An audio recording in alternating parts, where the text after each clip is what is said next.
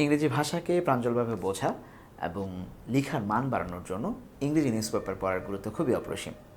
যে কোনো প্রতিযোগিতামূলক পরীক্ষা হোক সেটা একাডেমিক অ্যাডমিশন কিংবা চাকরির বাজারে আমরা যারা প্রস্তুতি নিচ্ছি চাকরির পরীক্ষার জন্য, তাদের জন্য ইংরেজি নিউজ পেপার পড়া এবং সেটাকে অ্যানালাইসিস করাটা খুব জরুরি। আমরা রেগুলার চেষ্টা করছি যে বিভিন্ন নিউজ পেপার থেকে নিউজ পেপারকে অ্যানালাইসিস করে ঠিক কীভাবে পড়তে হয় সেই বিষয়গুলোকে শিক্ষার্থীদের কাছে দেখানোর জন্য আজকে আমরা একটা টপিক যেটা ডেইলি স্টারে প্রকাশিত হয়েছিল, তারা একটা কলাম দিয়েছে, সেটা হচ্ছে a crisis born of delay and neglect. একটা সমস্যা, একটা ক্রাইসিস, একটা ইস্যুকে তারা অ্যাড্রেস করছে যেটা born of delay and neglect. এইটা হেডিং আমরা আগেও পড়েছি যে হেডলাইন যখন হয় তখন আসলে গ্রামারের ধার ধারতে হয় না। এই বাক্যটাকে চাইলে আমরা গ্রামারের ধার ধরে এটাকে একটা সেন্টেন্সে যদি পরিপূর্ণভাবে রূপান্তর করতে পারতাম তাহলে এখানে বলতে পারতাম a crisis which is born, right? A crisis which is born. তাহলে এখানে আরেকটু দিতে পারতাম, it is a crisis which is born. এইভাবে, ঠিক আছে। কোন জিনিসটা নিয়ে টপিক বলা হচ্ছে? এই যে নিচে দেয়া আছে, government must bolster vaccination drive two tackle the measles outbreak. Measles outbreak যেটা হচ্ছে, অর্থাৎ ভেরি রিসেন্টলি আমরা দেখলাম যে হাম রুবেলা ভাইরাসের যে অ্যাটাক শুরু হয়েছে বাংলাদেশে, এই জিনিসটাকে কন্ট্রোল করার জন্য গভর্নমেন্টকে মাস্ট বোলস্টার, তাদেরকে স্ট্রেংথেন করতে হবে ভ্যাকসিনেশন ড্রাইভ, টিকাদান কর্মসূচি। তার মানে পুরো ব্যাপারটাতে আমরা দেখব যে এই যে মিজলস আউটব্রেক হয়েছে এইটাই মূলত সাবজেক্ট হিসাবে কাজ করেছে, যেটা আমরা এখানে দিয়ে রিপ্লেস করার চেষ্টা করেছিলাম। এই measles outbreak is a crisis which is born of delay and neglect. কোন জায়গা থেকে কাদের ডিলে, কাদের নেগলেক্ট, কারা করেছে, এই জিনিসগুলো আশা করি আমরা প্যাসেজে দেখতে পারবো। এটা Daily Star view on measles outbreak and causing pain and খেওয়াস, এই জিনিসটার উপরে বলা হয়েছে। ওকে, আমরা যদি প্যাসেজে দেখি, প্যাসেজ শুরু হয়েছে কীভাবে, দ্য অনগোয়িং মিজলস আউটব্রেক। পুরো বাক্যটাকে আমরা পড়বো, ভেতরে গ্রামার এবং অর্থগুলোকে আমরা বোঝার চেষ্টা করবো। The ongoing measles outbreak, a disease that Bangladesh once brought under control through widely lauded expanded program on immunization, EPI নামে একটা program, launched in the late 1970s, has laid bare the cost of state negligence। বড় বাক্য, ছোট ছোট করে দেখি, আমরা এখান থেকে শুরু করি। এটুকু যদি একটু দেখি যে কী বলা আছে, দ্য অনগোয়িং মিজলস আউটব্রেক, আউটব্রেকটা has laid bare the cost of state negligence. বাক্য হয়ে গেছে পুরোটা, এটা সাবজেক্ট আর এখানে যে হ্যাজ প্লাস ভার্ব থ্রি বসছে মাঝখানে। তাহলে এই যে একটা ড্যাশ দিয়ে এই ড্যাশ থেকে এই ড্যাশ পর্যন্ত যে অংশটুকু, এইটুকু মূলত এই সাবজেক্টকে মডিফাই করছে। সাবজেক্টে কি আছে? সাবজেক্টকে মডিফাই করে না, সাবজেক্ট সম্পর্কে একটা এক্সট্রা তথ্য দিছে। সাবজেক্টে কারা আছে? The ongoing measles outbreak. Measles আউটব্রেকটাকে আমরা বলার চেষ্টা করেছি, আউটব্রেক হচ্ছে এখানে আমরা দেখতে পারবো নাউন হিসাবে কাজ করতেছে। কোন ধরনের আউটব্রেক? Measles outbreak. মিজলস নিজেও নাউন, কিন্তু এই মুহূর্তে সে ভদ্রলোক মডিফাই করতেছে এই আউটব্রেককে, এই জন্য তার ফাংশনালি সে অ্যাডজেক্টিভ হিসাবে কাজ করবে। এইবার কোনটা, এই মিজল আউটব্রেকটা কেমন? অনগোয়িং। এই অনগোয়িং এখানে হচ্ছে মূল অ্যাডজেক্টিভ হিসাবে কাজ করতেছে। তাহলে এই যে চলমান হামের যে প্রাদুর্ভাব, এইটা এই এই রোগটা কি, এটা সম্পর্কে বলার চেষ্টা করতেছে। এ ডিজিজ, এইটা পুরাটাই a disease that Bangladesh once brought under control, যেটা একসময় বাংলাদেশ কন্ট্রোলে নিয়ে আসছিল থ্রু ওয়াইডলি লাউডেড, খুবই প্রশংসনীয় একটা কাজের মাধ্যমে। লাউডেড শব্দটার অর্থ হচ্ছে প্রশংসনীয়। আমরা এইচএসসিতেও পড়ছি, নেলসন ম্যান্ডেলা সম্পর্কে বলা হয়েছিল খুবই লাউডেড, প্রেইজ, এই ধরনের অর্থে। এক্সপ্যান্ডেড প্রোগ্রাম অন ইমিউনাইজেশন, টিকা, ব্যাপক হারে টিকাদান কর্মসূচি বাংলাদেশে যে সিদ্ধান্ত নিয়েছিল, যেটা চলমান এখনও actually, EPI program, launched in the 1970s, late 70s, 1970-এর শেষের দিকে যখন এই প্রোগ্রামটা নেওয়া হয়েছিল।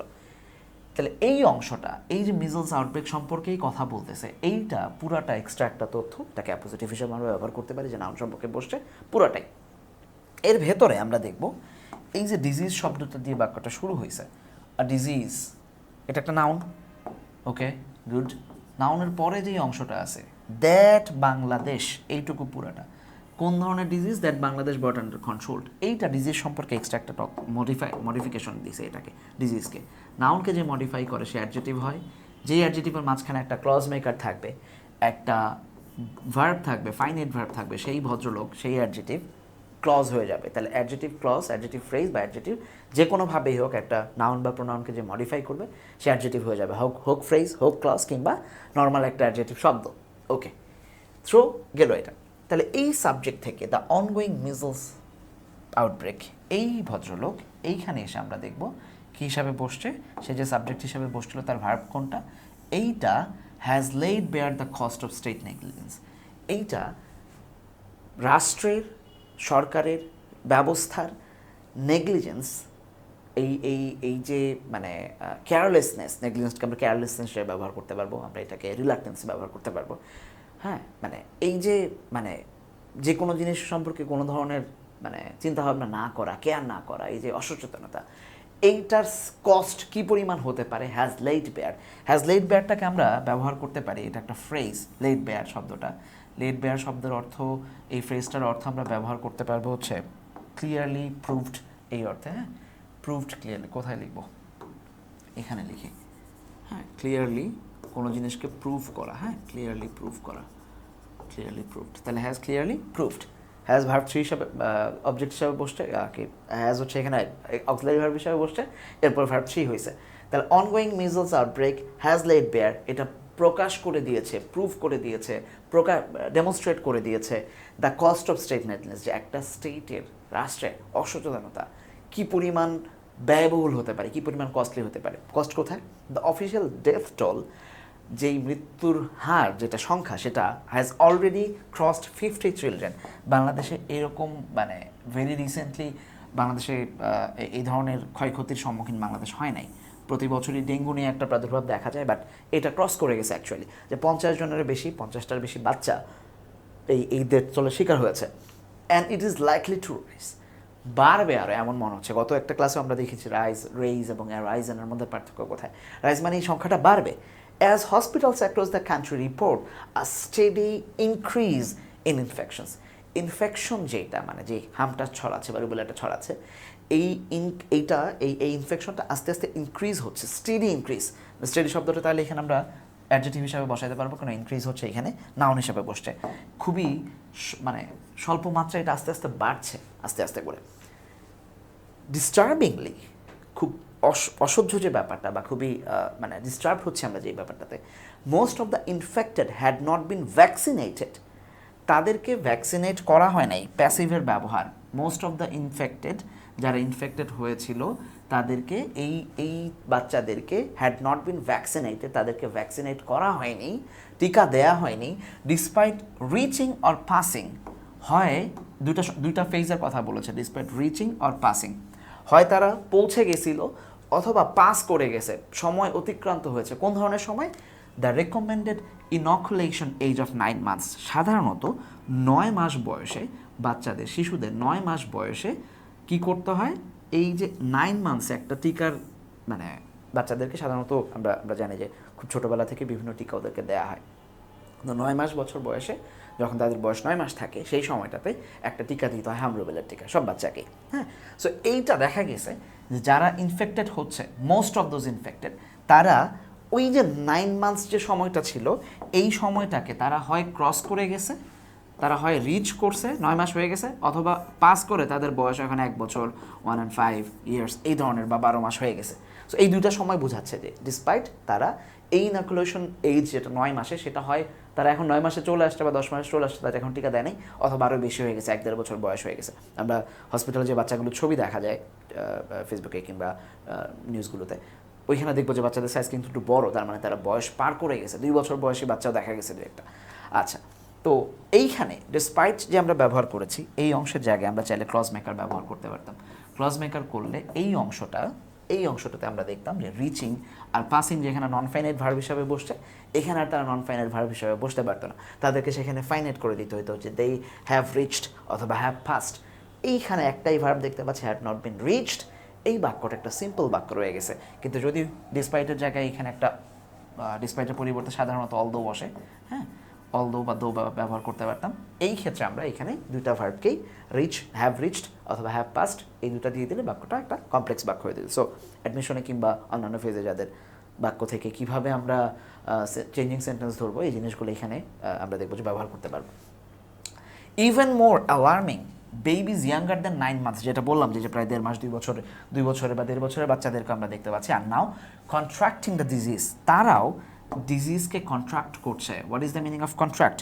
এই ওয়ার্ডটা প্রায়শই আসে, আমরা দেখবো যে তারা দে আর ক্যাচিং, হ্যাঁ, CTH, ক্যাচ অথবা ডেভেলপড, এই ধরনের অর্থে ব্যবহৃত হবে, যে তারাও এই রোগটাকে ডেভেলপ করছে বা এই ডিজিজটাকে আক্রান্ত হচ্ছে বা তারা ওয়েলকাম করছে তাদের নিজেদেরকে যে আসো, কারণ টিকা তো দেয় নাই, তাদের বডি ইমিউন না ওই জায়গায়। আচ্ছা, আসলো তারপর হাউ ডিড সাচ ল্যাপস অকার, কীভাবে, প্রশ্নবোধক, কীভাবে এই ভুলটা ঘটলো বা এই সিস্টেমটা কেন হইলো, এই অসুবিধাটা কেন হইলো। প্রথম আলো রিপোর্ট পয়েন্টস, আচ্ছা রিপোর্ট কোন ধরনের রিপোর্ট, প্রথম আলো রিপোর্ট, তাহলে প্রথম আলো এই ভদ্রলোক এখানে হচ্ছে অ্যাডজেক্টিভ হিসাবে কাজ করতেছে, তারা প্রথম আলো থেকে একটা রিপোর্টকে মেনশন করে দিচ্ছে, আমরা চাইলে এখানে ক্লিক করলে প্রথম আলো রিপোর্টে চলে যাব, দরকার নাই। Points to delays in vaccine procurement caused by bureaucratic indecision within the health ministry and related departments during the interim government's tenure.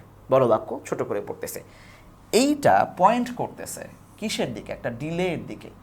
কোন ধরনের ডিলে, যেটা ভ্যাকসিনেশনের প্রকিউরমেন্ট করা, মানে প্রকিউরমেন্ট মানে কি, কেনা, আমরা যদি নর্মালি চিন্তা করি বাই করা অথবা গ্যাদার, কালেক্ট, ঠিক আছে, কালেক্ট এই অর্থে ব্যবহৃত হতে পারে। হ্যাঁ, যে ভ্যাকসিন কালেক্ট করার ক্ষেত্রে একটা ডিলে ঘটছে, এইটা পয়েন্ট করছে প্রথম আলো। কী কারণে ডিলেটা হয়েছে, caused by bureaucratic indecision. Bureaucratic শব্দের অর্থ আমরা জানি, বিউরোক্রেসি মানে হচ্ছে আমলাতন্ত্র, তাহলে বিউরোক্রেটিক অ্যাডজেক্টিভ হিসাবে বসছে ভদ্রলোক, এবং সেইখানে সে আমলাতান্ত্রিক জটিলতা বা ইনডিসিশন, যে তারা সিদ্ধান্ত নিতে পারছিল না, তাহলে এইটাকে আমরা সিস্টেম হিসাবে বর্ণনা করতে পারবো। আমলাতন্ত্রকে আমরা কী ব্যবহার করতে পারবো, সিস্টেমেটিক, হ্যাঁ, যে একটা সিস্টেমেটিক ফেইলিয়ার, অথবা এটাকে বলতে পারবো যে অফিশিয়াল ফেইলিয়ার, হ্যাঁ, অফিশিয়াল একটা ইনডিসিশন ঘটতেছিল তখন, এই ধরনের ওয়ার্ড দিয়ে আমরা বিউরোক্রেটিককে রিপ্লেস করতে পারবো। তাহলে বিউরোক্রেটিক ইনডিসিশনে ভুগছিল কারা, health ministry and related department, কখন, during the interim government tenure, interim government টেনারের সময় তাদের যে স্প্যান ছিল, তাদের যে সময়টা ছিল, এই সময়ে প্রকিউরমেন্ট নিয়ে যে ভ্যাকসিন কিনতে হবে এই জায়গার ডিসিশন নিয়েই ম্যাক্সিমাম দেখা গেছে যে ইনডিসিশনের মধ্যে তারা ছিল। অ্যাজ স্টকস রানস আউট, যেহেতু স্টক কমে গেছে, র্যান আউট, যেহেতু স্টক কমে গেছে, ভার্ব 2 আছে, সরি আমি ভার্ব 1 বলছি।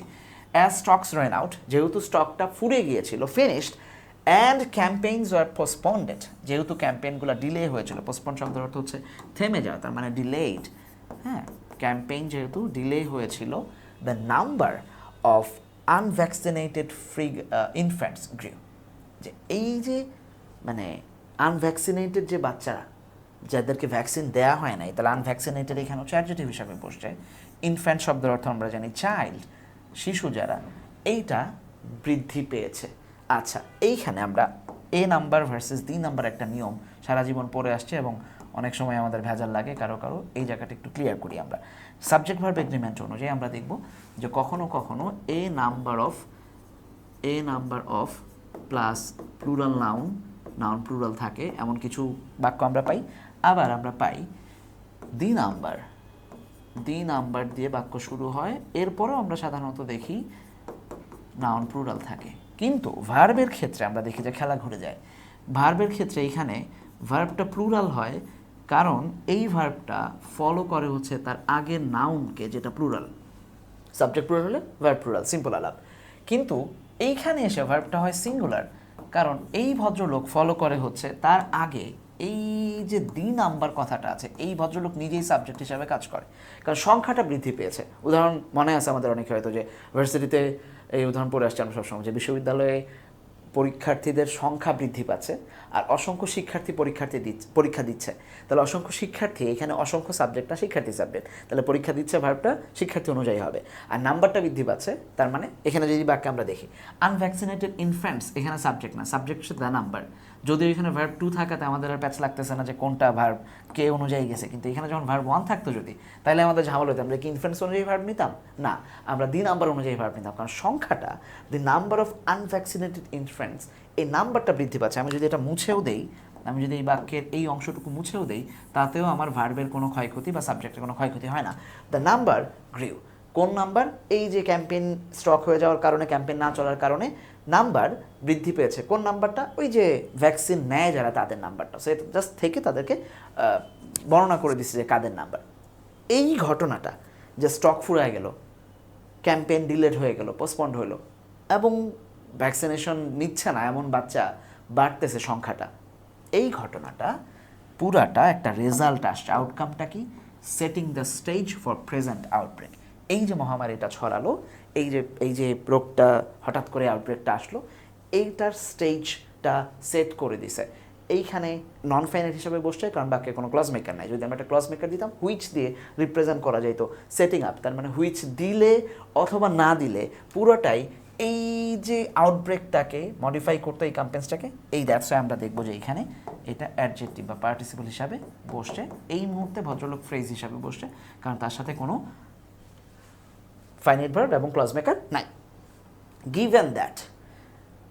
Given that measles is highly contagious, given that কে আমরা আগেও একদিন পাইছিলাম, আমরা বলছি এখানে বিকজ দিয়ে আমরা যদি রিপ্লেস করি তাহলে অর্থ খুব ভালোভাবে বোঝা যায়।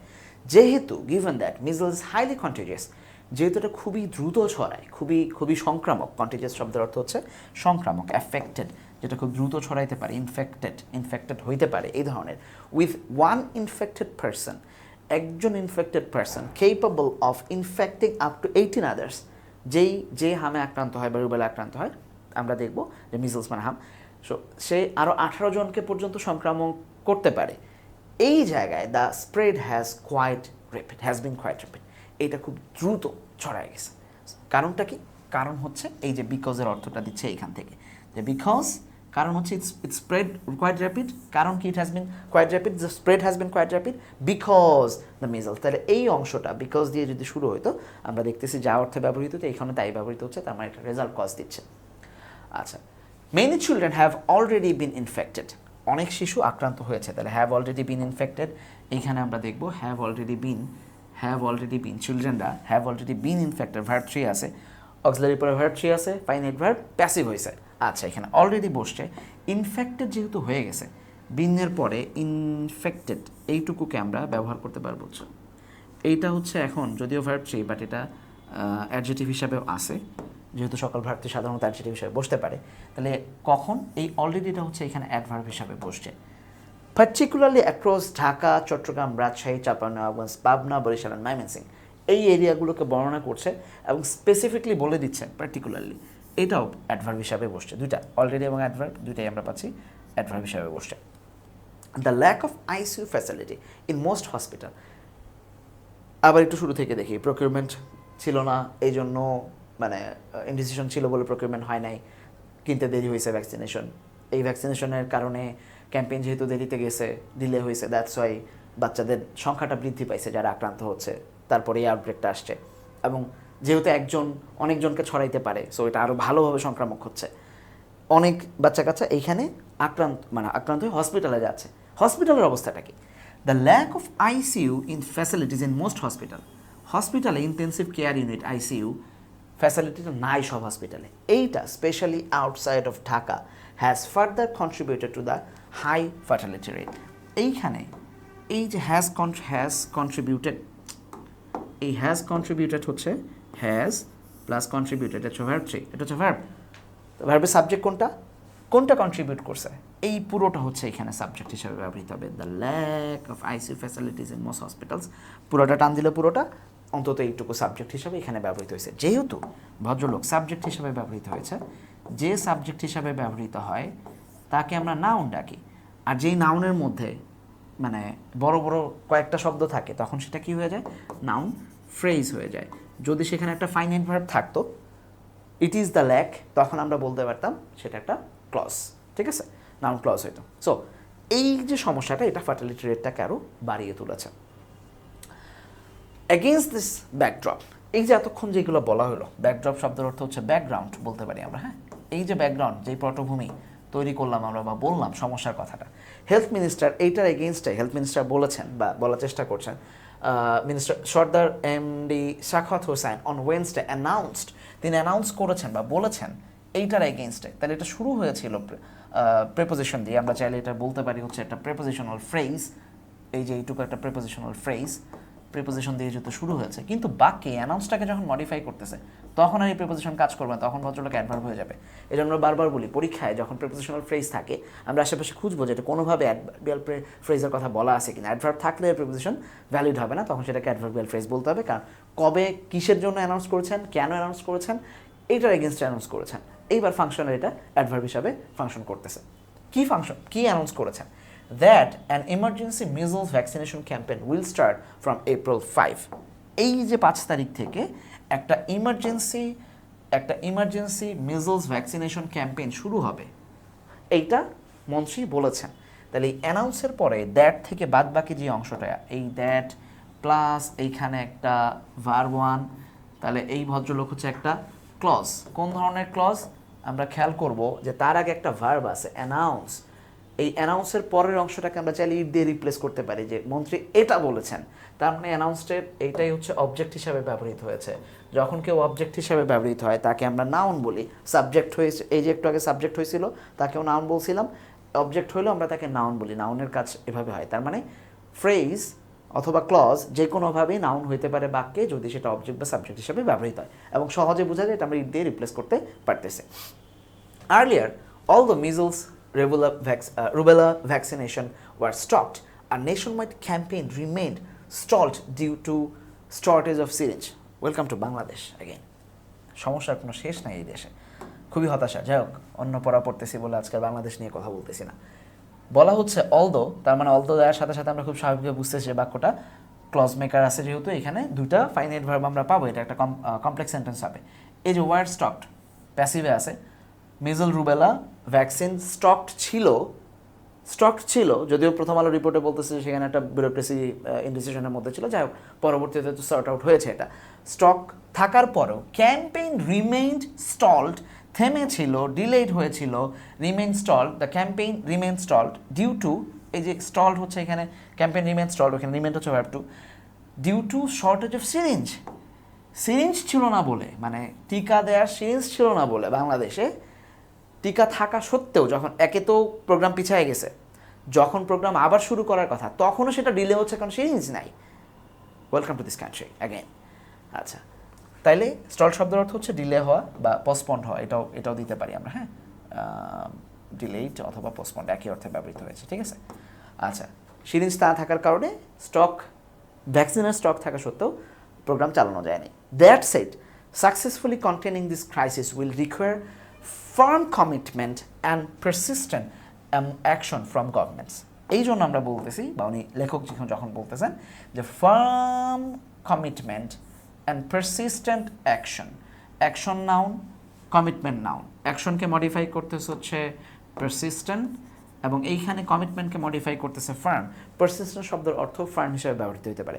খুবই honest, persistent, firm, determine, unwavering নামে একটা শব্দ আমরা পড়েছি, আনওয়েভারিং, পারসিস্টেন্ট সেখানে ব্যবহার করতে পারে। নেলসন ম্যান্ডেলার গল্পে আমরা পড়েছিলাম, যারা এইচএসসি মনে আছে, আনওয়েভারিং। হ্যাঁ, আনওয়েভারিং প্রমিস বা তার ফার্ম ডিটারমিনেশন, ঠিক আছে।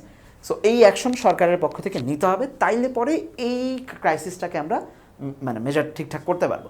Experts recommend aiming for 100% vaccination coverage from all children between 6 months to 15 years.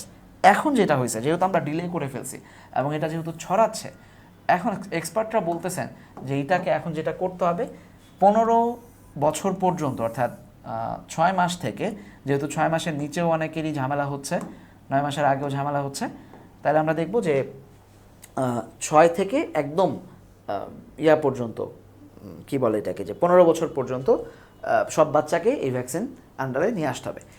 Immediate door to door campaigns and wide spread awareness efforts are essential to inform parents about the urgency of vaccination, the symptom to watch for and when to seek medical care. 3টা কথা বলা হয়েছে, একটু ভালো করে দেখি। যে immediate door to door campaign করার কথা বলা হয়েছে, একদম ইনস্ট্যান্ট, দরজায় দরজায় যে, ঘরে ঘরে যে অ্যাওয়ারনেস বাড়াইতে হবে, ওয়াইড স্প্রেড অ্যাওয়ারনেস তৈরি করতে হবে। আর এসেনশিয়াল, বি ভার্বের পরে অ্যাডজেক্টিভ বসে, সো এখানে দেখতে পারলাম যে এসেনশিয়াল, সিগনিফিকেন্ট হবে, খুবই জরুরি হবে। কেন? ইনফর্ম প্যারেন্টসদেরকে কী ব্যাপারে জানাবে? 3টা ব্যাপারে। আর্জেন্সি অফ ভ্যাকসিনেশন, কেন ভ্যাকসিনেশন জরুরি। 2 নম্বর হচ্ছে the symptoms two watch for, যে কোন সিমটম দেখে সিদ্ধান্ত নিবে যে এই ভ্যাকসিনেশন দেওয়া জরুরি। আর কখন, when to seek medical care, কখন দৌড়ায় মেডিকেলে ছুটে যাইতে হবে। এই 3টা বিষয়ে immediate door to door campaign করতে হবে, প্যারেন্টসদেরকে জানাইতে হবে। সিমালটেনিয়াসলি, পাশাপাশি একইভাবে যুগপৎভাবে, এট সিমিলার টাইম, আমাদেরকে ICU capacity must be expanded, ICU ক্যাপাসিটিটাকে বাড়াইতে হবে, এক্সটেন্ড করতে হবে, nationwide and with dedicated wards for measles and rubella patients. Ward মানে তো আমরা বুঝি আলাদা কক্ষ, হসপিটালে যে আলাদা একটা সেকশন রাখা হয়, তাহলে ডেডিকেটেডভাবে হাম এবং রুবেলার রোগীদের জন্য আলাদা ওয়ার্ড তৈরি করতে হবে, an approach that was successfully implemented during COVID-19 pandemic. খুব সুন্দর, যখন একটা প্রস্তাব দেওয়া হচ্ছে, এই প্রস্তাবটাকে আমরা যখন উদাহরণ হিসাবে আবার মনে করায় দিই যে আমরা কিন্তু এই সেম কাজ করছিলাম কোথায়, an approach that was successfully implemented, যেই অ্যাপ্রোচটা ইমপ্লিমেন্ট করা হয়েছিল বা প্রয়োগ করা গিয়েছিল কোভিড-19 বেলায়। কিভাবে? এই সেমভাবে কোভিড-19 সময়ও এই যে আমরা মানে আলাদা একটা ওয়ার্ডে কোভিডের রোগীদেরকে আলাদা ওয়ার্ডে রাখা হতো, কোভিড সেকশন। ঢাকায় আমার মনে আছে যে এখনও আছে, ওটা এক্সিস্ট করে, একটা হসপিটাল আনোয়ার খান মডার্ন, তারা একটা ইন্টার বিল্ডিং করে ফেলছে শুধু কোভিডের জন্য। ম্যাক্সিমাম হসপিটাল এটা করছে, ইভাকুয়েট করে দিয়ে একটা পাশকে আলাদা মানে প্যান্ডামিক জোন মানে কোভিড জোন করে রাখছিল, যাতে এইখানে এসেই কোভিডের রোগীদের থাকতে পারে এবং তাদেরকে আইসোলেশন করা যায় আলাদাভাবে। সো এই কাজটা এখন করতে হবে যেহেতু এটা সংক্রামক, ঠিক আছে, continuous. Provisions should be also made for older children and adults who missed being inoculated. তাদের যারা মানে মিস করে গেছে জীবনে, যে আমরা আমাদের এই বয়সে যদি কেউ অ্যাডাল্ট যারা হয়ে গেছে, তারাও যদি এমন হয় যে মানে টিকা দেয় নাই কখনো হামের বা রুবেলার, তাদেরকেও ওই প্রভিশনের আন্ডারে নিয়ে আসা হোক, যে তাদেরকেও টিকা দেওয়া হোক, ঠিক আছে, এটা বলছে। তাহলে অ্যাডাল্টসের পরে যে অংশটা, এই হু থেকে আমরা দেখব, এই অ্যাডাল্টসের পরে হু, অ্যাডাল্টস এবং চিলড্রেন, এইখানে হু মিসড বিং ইনঅ্যাকুলেটেড, এই হু কারা, তারা অ্যাডাল্টসকে মডিফাই করেছে, যে মডিফাই করেছে অ্যাডজেটিভ হয়, যেহেতু হু এবং মিসড একটা ক্লজ মার্ক একটা ফাইনাইট ভার্ব আছে, এই ভদ্রলোক হচ্ছে ক্লজ হিসাবে বসবে, অ্যাডজেটিভ ক্লজ হিসাবে বসতেছে। আচ্ছা, it is unconceivable that infants are dying from a preventable disease due to gaps in routine immunization. খুবই বেদনাদায়ক এটা। আনকনশনেবল মানে আমরা জানি যেটা ক্ষমার অযোগ্য, হ্যাঁ, এটা খুবই অবিবেচক, খুবই মানে এটা আনজাস্ট, খুবই মানে এটা কোনো জাস্টিফিকেশন দিয়ে কেউ এটা বলতে পারবে না যে এই কারণে হয়েছে ওই কারণে হয় না। কিটা? That infants are dyeing. আচ্ছা, এখানে একটা মজার ব্যাপার আছে, সেটা হচ্ছে আমি এইভাবে মার্ক করি, এই অংশটা that infants are dying from preventable disease, এইটুকুকে আমরা যদি একটু কল্পনা করে এইখানে ইটকে কেটে দিয়ে সামনে এনে বসাই, তাহলে বাক্যটা কি হয়?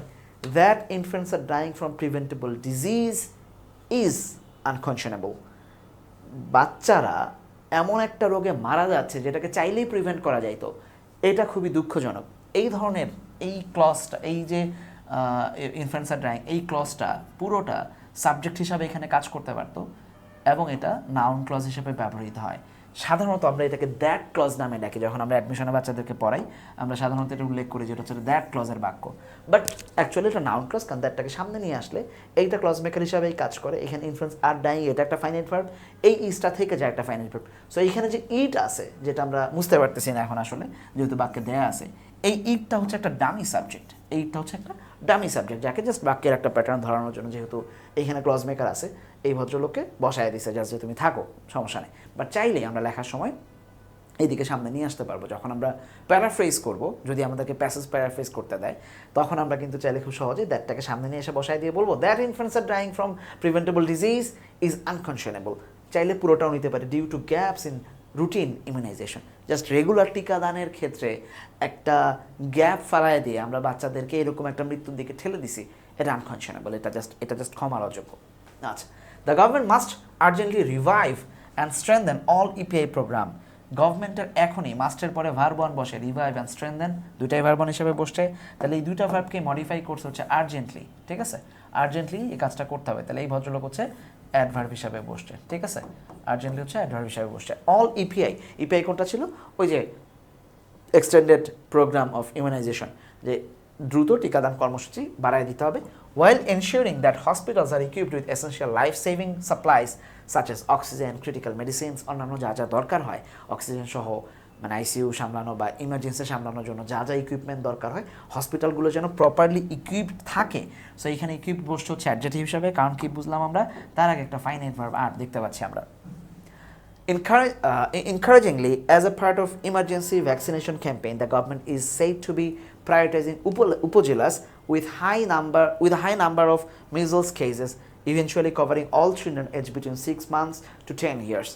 এটা এনকারেজিং, উনি একটা তথ্য যেহেতু ওনার কাছে আছে, উনি বললেন যে সরকারের একটা বিবৃতি দেওয়া হয়েছে, এই বিবৃতিটা খুবই এনকারেজিং। কোন বিবৃতিটা?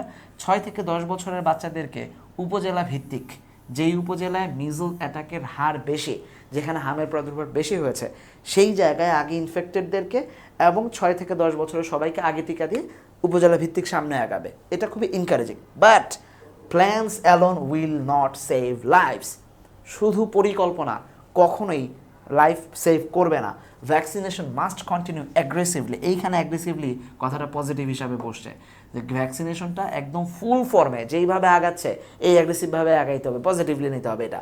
Nation wide coverage of other essential vaccination must also be ensured.